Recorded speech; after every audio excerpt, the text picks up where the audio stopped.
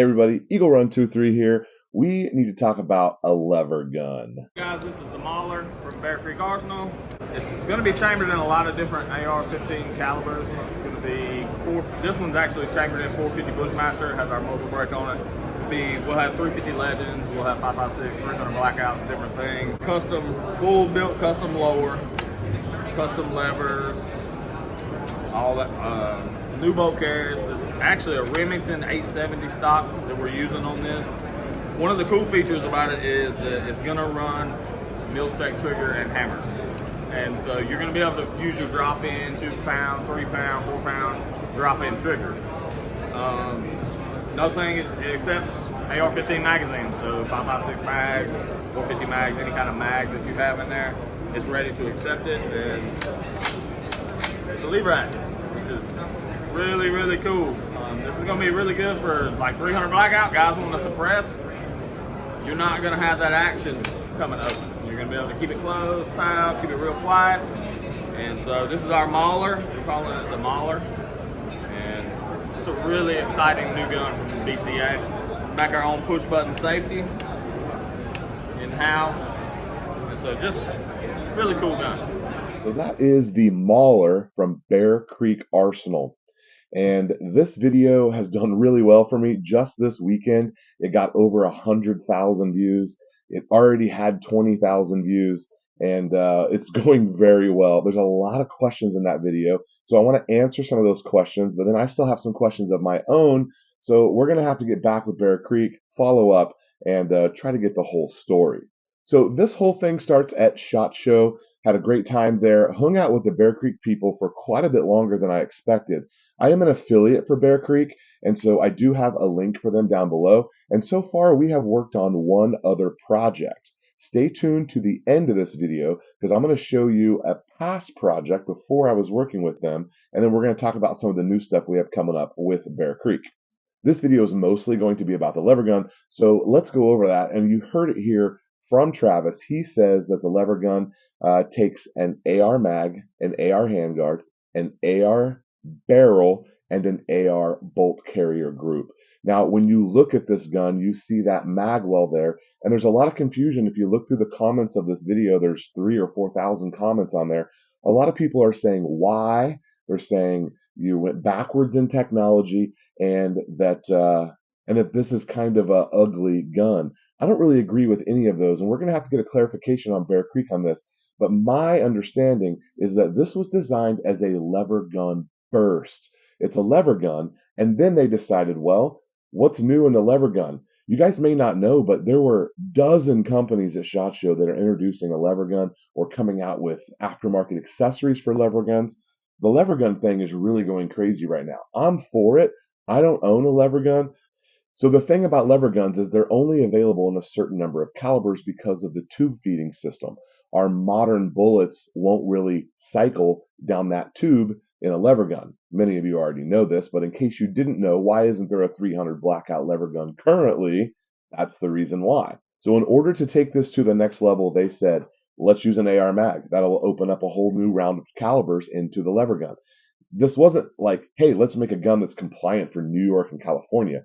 My understanding is that was probably like a side effect of the situation and not the reason that the gun exists. So we're not going backwards in technology. Although we kind of are going backwards in technology, I don't know why lever guns are huge right now. I guess just because they're kind of cool. The whole tactical cowboy thing, kind of a vibe that you saw at several different manufacturers. My understanding that it was kind of the opposite of that. Well, let's make a lever gun. What can we do to incorporate some new things that other companies aren't doing? See, these manufacturers are in competition with each other. At the end of the day, we're all gun people, and more guns means we all win. But also, these companies are trying to make a product that they think will sell. And so doing something unique with something that's also unique and kind of trendy could be a good route for them. So I hung out with Travis quite a bit that day.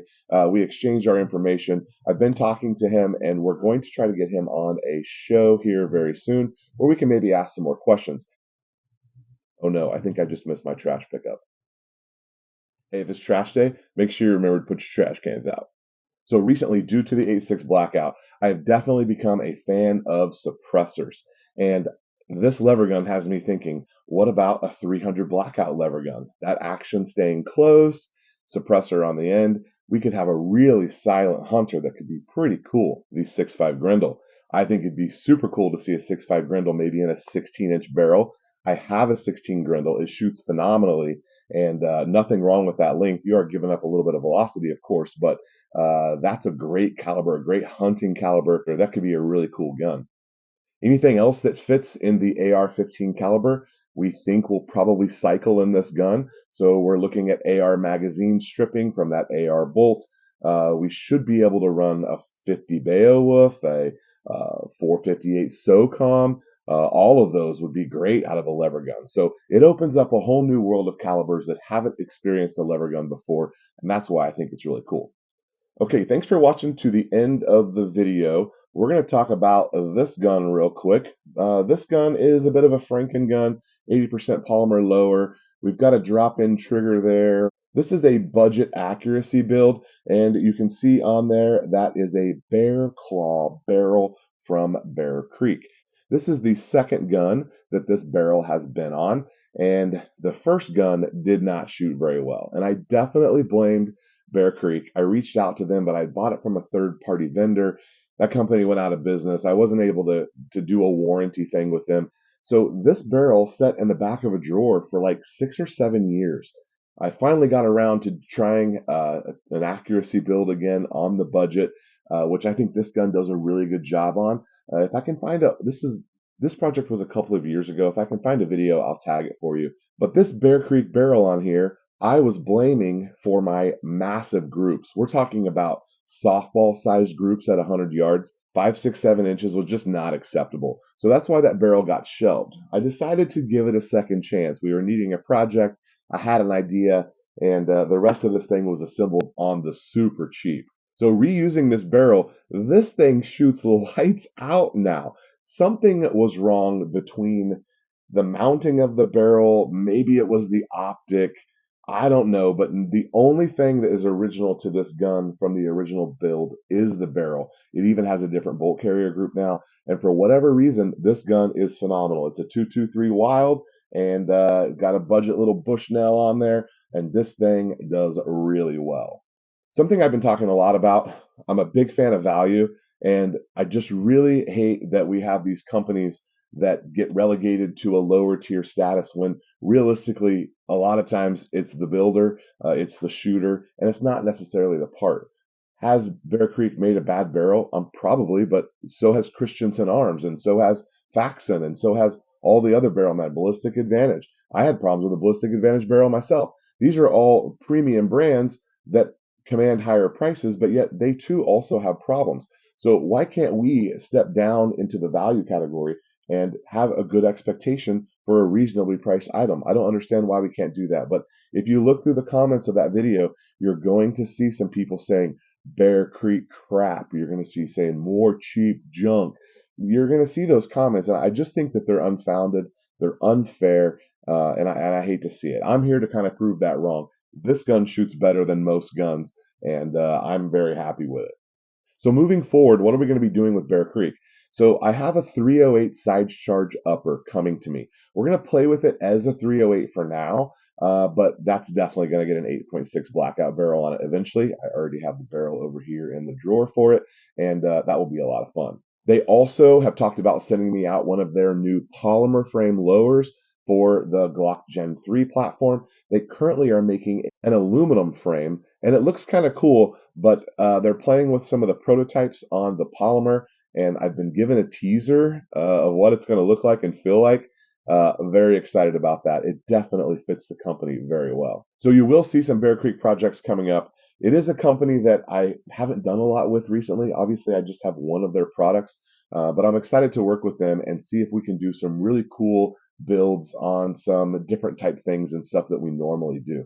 All right, guys, that's all I got for you today. Thank you guys for watching. Thank you for subscribing. We'll see you next time.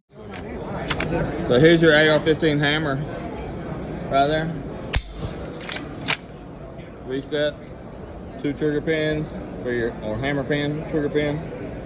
Uses AR-15. You're gonna be able to use your drop ins on this. And AR mags. AR mags.